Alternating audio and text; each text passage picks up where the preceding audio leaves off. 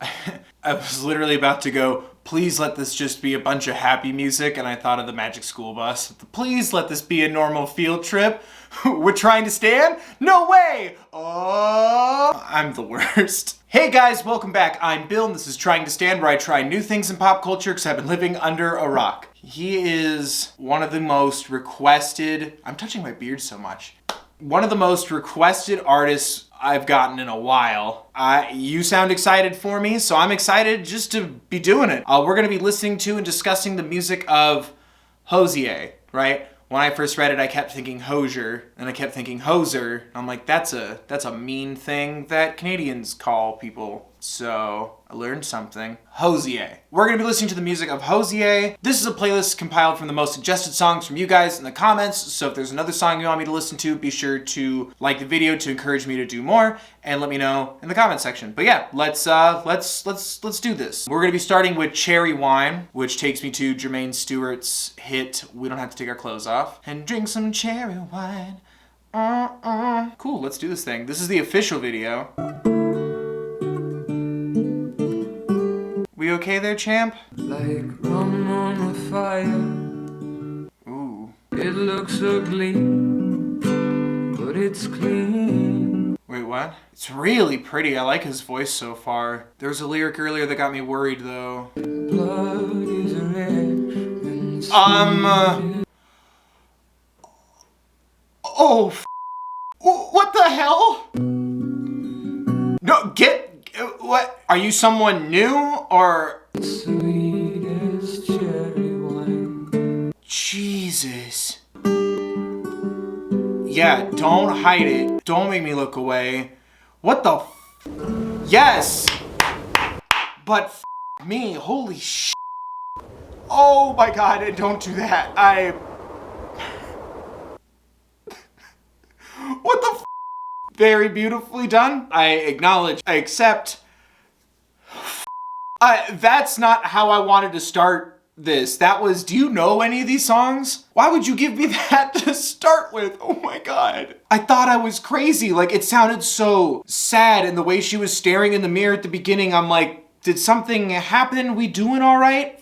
No. That's very important. Very tastefully done, and it's very effective. It was very disarming, showcasing how you can try to cover up and hide bruises, the trauma, the experience, but it still happened. It still is going to affect you. It still leaves a mark, both physical and mental. I think he has stories in the description too. I don't know if this is one of them. Credits everybody, like a true gent. Proceeds from the single downloaded Cherry Wine will benefit a series of domestic abuse charities worldwide. Good for you, sir. His voice sounded nice. It's weird. It's so lulling and subduing, and I think that's kind of the idea. Some of the lyrics, especially at the very beginning, were getting really concerning, illustrative lyrics that I thought, oh, maybe rum on the fire, her eyes and words are so icy. Like, I'm like, oh, maybe it's about, like, the beginning of a relationship, figuring somebody out, and like being new to a person's eccentricities or specifics. Jesus, that was so you don't know any of his music. I know some of it. That was a hard start. Yeah, it was right here. It looks ugly, but it's clean. Mama, don't fuss over me. Like, oh, is it a relationship where people don't approve of? Yes. I didn't think in that way. No, I also don't approve. Because again, it's so lulling and subduing. I thought maybe this was a new person in her life, and the idea was it still definitely happened and the marks from something previous were still there. Because it looked for a minute like he was trying to acknowledge it and comfort her, and now it just felt like maybe he was ignoring it. I don't know. It's interesting because it's all the way she tells me I'm hers and she is mine. Open hand or closed fist would be fine. But then the visuals, it's a woman with a black guy. I think it illustrates how domestic abuse can go. At the end, when you look at all the faces that spell out face up to domestic violence, it's men and women. So I appreciate and respect that the lyrics, a male voice speaking on having a strong arm when she throws things, open hand or closed fist, and then the visuals, it's a woman with a black eye. It can happen to anybody, which is devastating. I love the respect and appreciation for it. I think the whole point is it's supposed to be so disarming because, you know, it's not like we walk around with signs around our neck that say, I have an insane physical temper and tendency. You don't know what someone's capable of, you know? Just like how it's supposed to kind of disorient somebody when pushing forward its message, I think listening to it without the visuals, that acoustic sound that's still kind of humming around in my brain, I think it's also meant to be comforting a victim or someone who has helped somebody get through that, or somebody who's experienced it. Like it has that feeling of like a scented candle or like a deep, calm breath, breathe in, breathe out, like comforting you know? Like, that's very important. That's a very intense way to start this video. I'm sorry. I liked his voice, but I also liked that I didn't get a lot of his voice. It's like he himself doesn't want to be distracting. There's a lot of potential in his range. He gets very soft and lifts his palate very nicely. But I can tell that, like, this isn't the song, obviously, to be like, ooh, look how high I can go, or look at all the fancy trills I can do. Like, no, there's an objective here. I'm sorry that was the first song. You didn't know, I didn't know, that's the point. We don't do research here, I go in blind. Damn it, that was... I admire the message, I admire the different layers and facets we have here, call to action involved, the proceeds going to domestic abuse charities and organizations. It tells me a lot about him right off the bat. Oh cool, this one just has crying in the title. Thanks. Nina Cried Power featuring Mavis Staples. It's not the waking, it's the Oh wow. Ooh. It's the obstacle that casts it. Yes. F***ing A. No, not two in a row. It's not the song, it is the singing. Hell yeah. The bringing of the line, it is the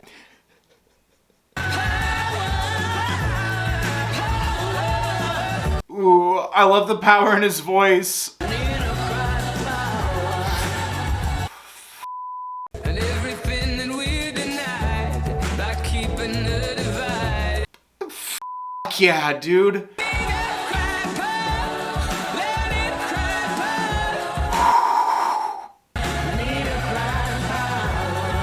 Hell yeah. Damn, dude, you do not pull punches. Make people stare down the impact of human rights and music and understanding and respect, why people fight and why people need to share their message like that. Jesus, I loved that too. You have a great voice, man, and I really love what you're doing here. Can you just have like one song about partying in the summer, a new car or something, please? That's so beautiful, but I'm not gonna be able to do this.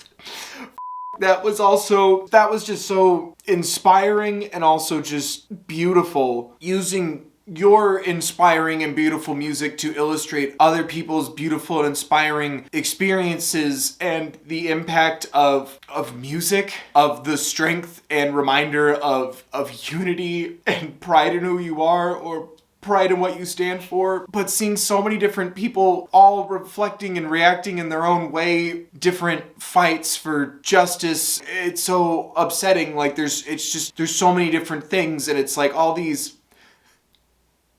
people just wanting the same basic fundamental things, but it's so strong and it's so empowering, and seeing people both get emotional or take it in and remain just so stoic and proud, or being so reflective, and the strength in what they've experienced or what they feel, that's really beautiful. And then taking the time to, assuming Marvin Gaye, obviously Mavis Staples, James Brown I think I heard too, bringing attention to all these different people, movements on the same fundamental core belief, and it also just brings that unity to it, where it was the same song, everyone was listening to the same song and thinking of different fights, protests, marches, but it all boils down to the same fundamental things that everybody deserves. And it kind of has a bitter undertone to it, where it's like we've denied so many people, different people, the same easy thing, like just that fire and that slow burn that keeps the smolder going of both what we've accomplished and what we are yet to do, and what needs to happen to keep us progressing and keep us moving forward. Part of that is, while moving forward, not forgetting what's happened in the past, understanding and respecting that as we continue to grow. And let's look at the lyrics. It's specifically singling out the rallying cry of people seeking to stop these injustices, honoring the people who've like helped everyone take those steps forward and how much they contributed to helping things grow and keep the wheels of progression turning. It's not the wall, but what's behind it. And everything that we're denied by keeping the divide, it's not the waking, it's the rising. Not focusing on the hate and the obstacle itself, the barriers being put in front of you. It's about taking all that down. It's about being on the other side. And I love the power in his voice. Not shouting, but someone like raising their voice to prove a point. It's energy. It's not aggression. Oh, it's hard for me to focus on his voice though. This stuff's already really intense. I really respect and admire these songs and him already. The next one could be I Hate You, Bill, the hit Hozier song. And I'd be like, you're probably right. Really shows not the futility in protesting, but the futility in hate. Whew. Oh, cool. An ad from St. Jude. Support St. Jude, not sponsored. I'm gonna say this wrong. Shriek? I'm sorry in advance if I'm saying that wrong. This is the official audio. There's no video. Shrike. Until I hear otherwise, I'm just gonna say that. Respect has been clarified. I'm stressed. I don't even know if I can cry right now. Like this is it's beautiful and devastating, and it's overwhelming. All right, Jesus, you guys just want to keep wrecking me. All right, Shrike. See, I don't trust you. This sounds really soft and lovely and light. Something bad's gonna happen. But I know it's gonna sound good. I'm too stressed to be relaxed. Whoo, sir. Ooh, okay. Is this a breakup? Or loss?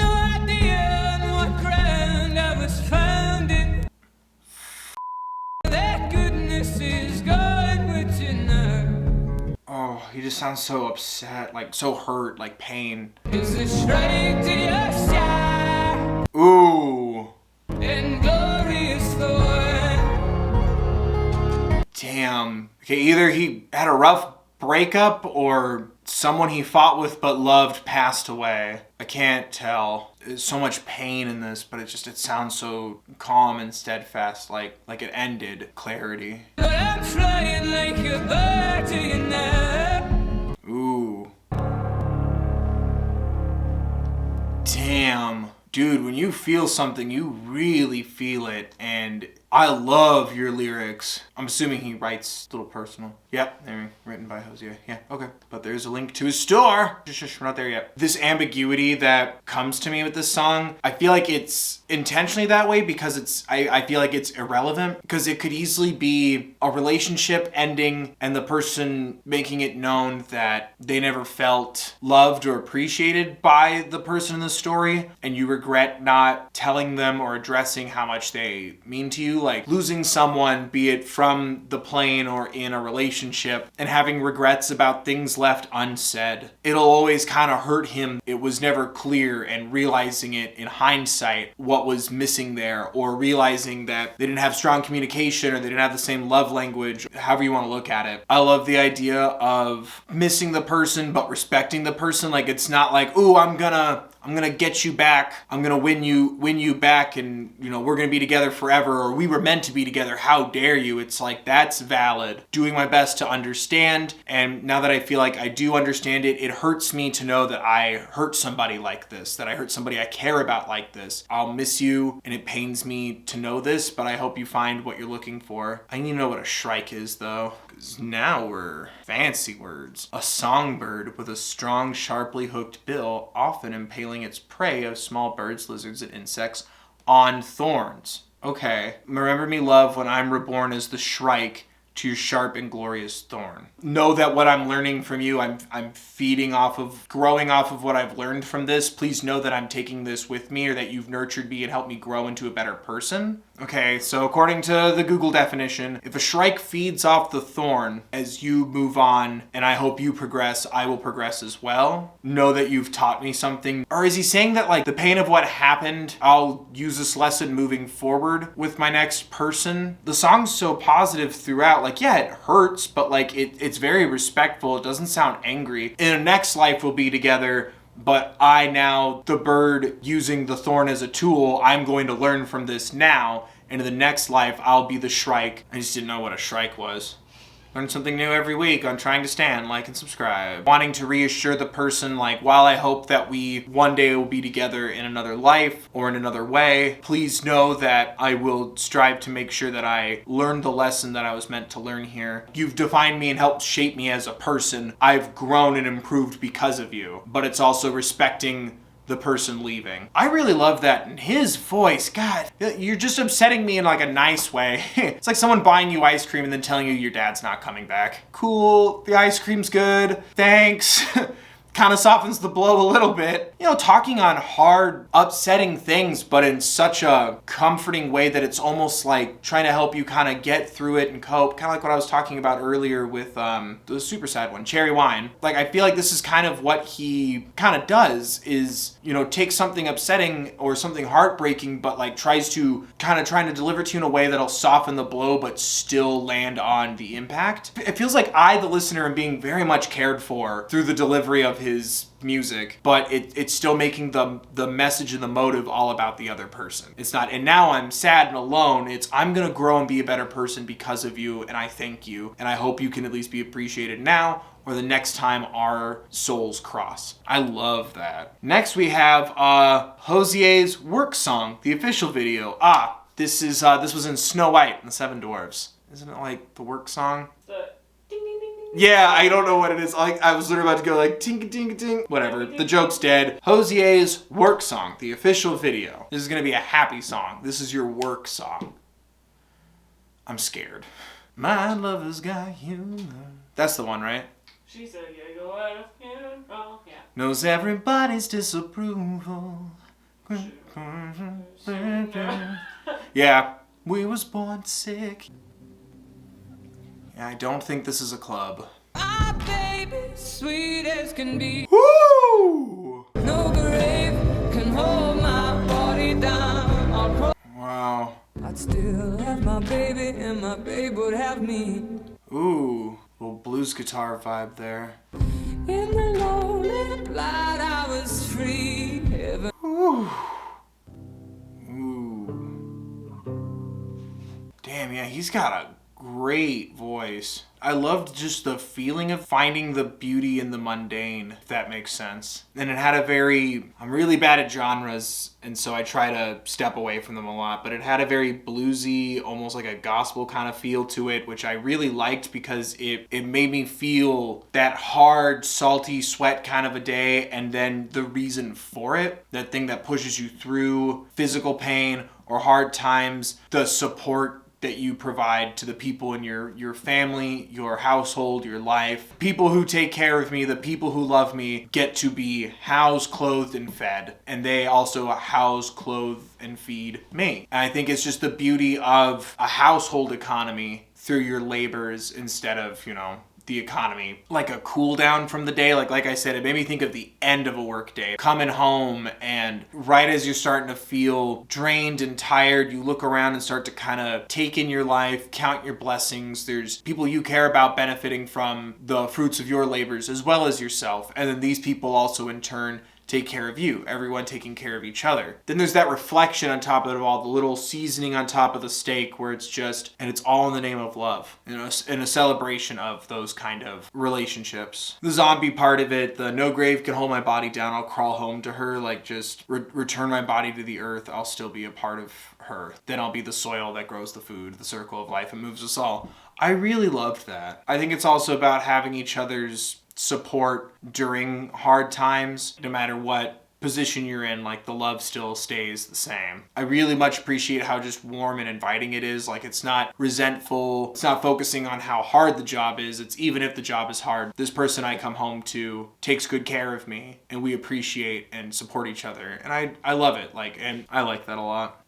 We did this in the wrong order because I feel like all my emotions have just been dumped out. Like I feel dehydrated. And we're closing out the night with Hozier's From Eden. Please be gentle. Eden's just calling to say, hey, got a new dog. Hope you're well, Hozier. There we go. That's the song. Good night, everybody. Like and subscribe. All right. Yep, they're just hunting for ghosts. Everything's fine. It's the new Scooby-Doo song for the prequel no one asked for. Ooh. Don't you agree? Oh, the blue gum. No, who cares? No vacancy. Time for me. Oh, no. From Eden, justice. Guys? Are we Robin Hood? Something so precious I have questions. I might be hoping about this. Don't give the kid the money. No, his little kid prints are all over the cash. A rope in hand for your other man. Huh. Oh,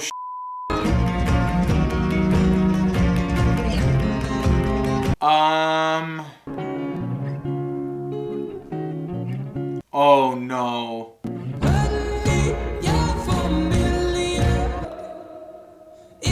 Oh, thank God. I thought they were gonna find the kid's body in the house or something. Jesus. Yeah, just give the kid a blanket.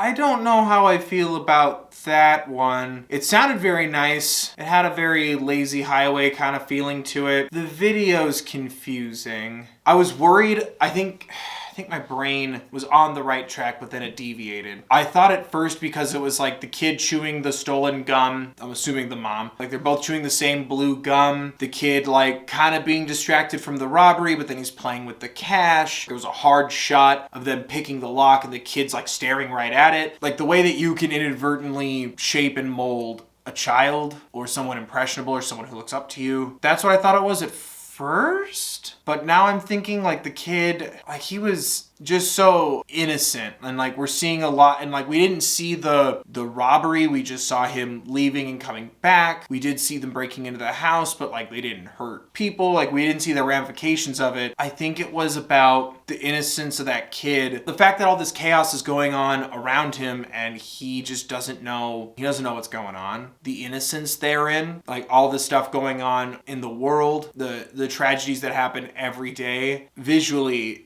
it felt to me like it was about how all these negative things going on around this kid, and the kid's just, got the window down, chewing on some gum, having the time of his life, playing with money or whatever. Like it's just, it doesn't fully register with him. And even at the end, he's got the blanket on, the mom's kind of giving him this goodbye, and it's like very intense, and maybe it starts to dawn on the kid, but it really like still had a positive air to it, like the kid didn't fully get what was about to happen. But then the second after that video's done, that kid's whole world's about to change. He's about to lose his parents. But I think for the course of the video, the kid just doesn't know what's going on. And I think it's about the innocence there, because the song was also so flowy and carefree and kind of uplifting. Yeah, no tired sigh, no rolling eyes, no irony, no who cares, no vacant stare, no time for me. Like it's just, I think the innocence of someone who looks up to you, who truly believes that you are doing and could do no wrong. Right at the end of that video, we get the moment where all that's about to get like ripped away. Yeah, right here. Idealism sits in prison, chivalry fell on his sword, innocence died screaming, honey ask me I should know, I slithed here from Eden just to sit outside your door. Yeah, he's like slithered like a snake, Eden, the devil, but like seeing yourself as the serpent, who, correct me if I'm wrong, was the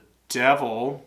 Seeing yourself as a corruptible presence on the innocent, worrying that one day something you do is going to rub off, or one day like that kid's going to stop looking at you that way, the innocence is going to be over, your mistakes are going to catch up with you, your kids can understand what's going on. I think it's about these very flawed human beings looking like just superhero rock stars to this kid who doesn't know any better. And then the point of view of the song, I think, is someone just relishing in this moment, knowing it's not going to last forever, taking in the moments as much as you can where everything's so carefree, and fearing you're gonna get caught and ruin this kid's life, or the kid's gonna figure you out and your relationship's gonna be tarnished, or the kid's gonna start to take after you in more of a way. The innocent will no longer be. Being like kind of lightheartedly envious, but also just admiring that quality in someone so innocent, and like understanding that there's numbered days and there's a mortality to this feeling, but trying to enjoy the rush and the freedom while you can. As much as it was upsetting to watch a kid lose his parents because they're breaking the law, I do enjoy the song. I do love his voice. Again, it's like getting ice cream while receiving really bad news. Weirdly comforting while something upsetting's going on. I welcome it, but it's a very strange feeling. And yet it always feels so reflective. There's always something to be learned here. There's always an agenda or a goal. It's for the betterment of you, the listener. Very much has a cathartic feeling on both ends, and I feel like that kind of adds to that a lot. It's a very wonderful thing to be talented at, but I'm just not used to it. It's like someone hugging me a lot at a funeral. I don't know if I want one right now, but I acknowledge that I need one. Does that make sense? Like, it's someone comforting me while I'm just very upset, and it's very needed and very welcome. It's very strange. For someone like me, it's very strange. I really like his voice. The last couple have been a lot easier. I just want to be able to like enjoy his voice without trying not to just bawl my eyes out. Like, my head hurts. But his voice is amazing. I'm not going to discourage someone from taking on such important and big subject material. It was just, it's so jarring when it's so gently delivered to you. It's needed that way as well. Like, there's no right or wrong way to deliver it. It's just very different and new to me. For every ounce of me that's off-put by it, I'm even more so needing it and accepting and welcoming of it as well. It's not a, ew, no thank you. It's a, oh, I've never had this before. It's a strange texture in my mouth. It tastes good. You tell me it's healthy, nutritious, and I do feel like it is. I admire and appreciate someone who takes that much care and thought into when they deliver these intense and big themes through their work, both visually and musically. I really like that. I definitely would like to listen to more. But yeah, there you guys go. What do you guys think? Are there other songs you want me to listen to? What'd you think of my thoughts? Let me know in the comment section down below. Don't forget to like the video if you did. Subscribe if you want more. Thank you so much, you guys, for watching. Every like, every click, every sub. It's been a rough couple of weeks, and I appreciate each and every one of you. Take care of yourselves, please.